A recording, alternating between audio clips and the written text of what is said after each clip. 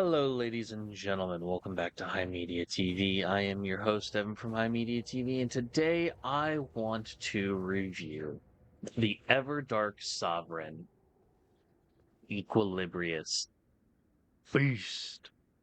And beast indeed he is. So, Everdark Libra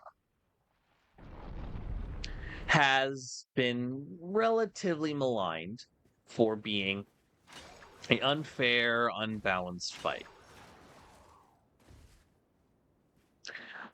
Unfair? Maybe. Unbalanced for sure.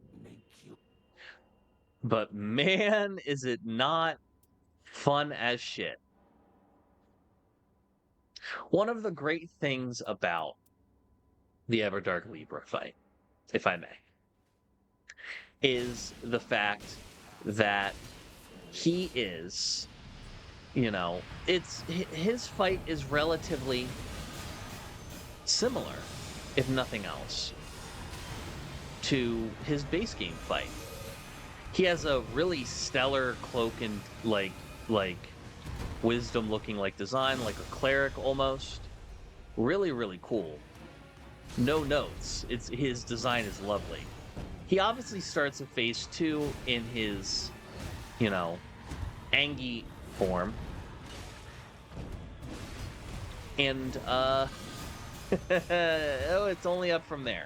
So while, others might have started with gimmicks or things of that nature, Libra, has leveraged the concept of, the other condemned.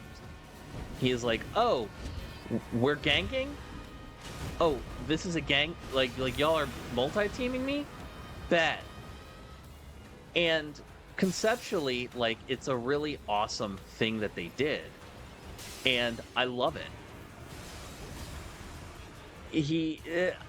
I say love like trepidatiously. Love in the sense of oh, this is really fucking cool thematically. Practically, it's a pain in the ass. He basically summons three other condemned night fares. And he makes it your problem. It's certainly an ordeal. So much to the point that I never was able to beat him on my own. And when I say not be able to beat him on my own, I mean I mean reverse of that. I had to fight this motherfucker by myself. The only way I was able to beat him was on a solo run. He was very much, because the solo run is different. Obviously, they have less health, you do a little bit more damage, and you get some more ruins. That helps. But the other thing is that when you do it solo, he only summons one extra person per summon cycle. Just the one. And that makes it significantly more manageable. One of the biggest frustrating things about doing this with multiple people is that depending on your team comp, you just get fucked from the jump. Let me explain.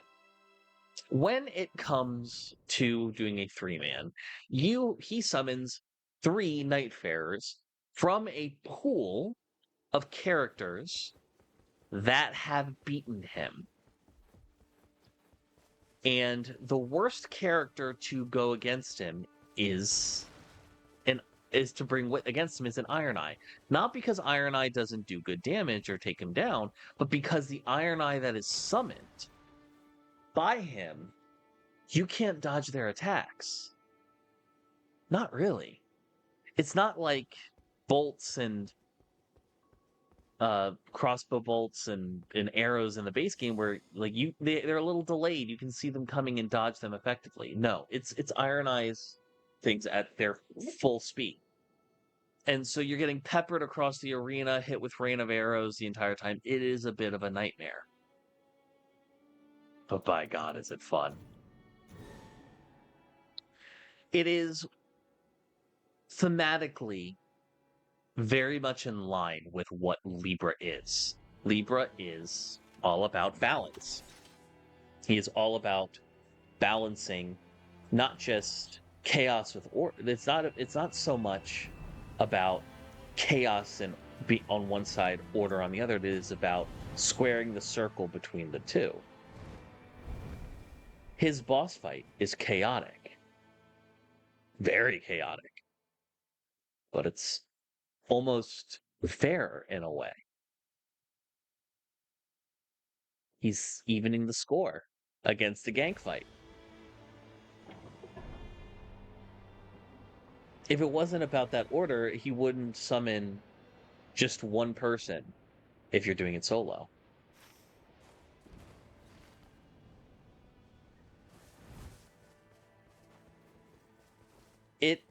The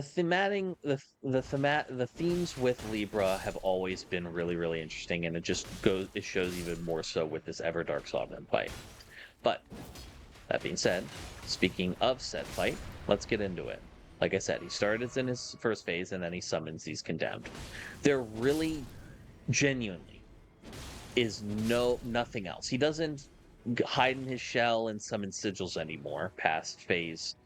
Once you get to phase 3 and he starts summoning other condemned. So you're relatively safe from those types of shenanigans.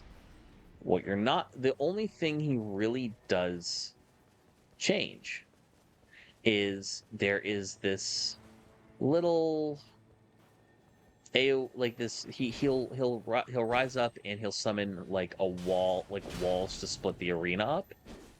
And like if you go through these walls, you take damage and get madness buildup. That's basically the gist of it.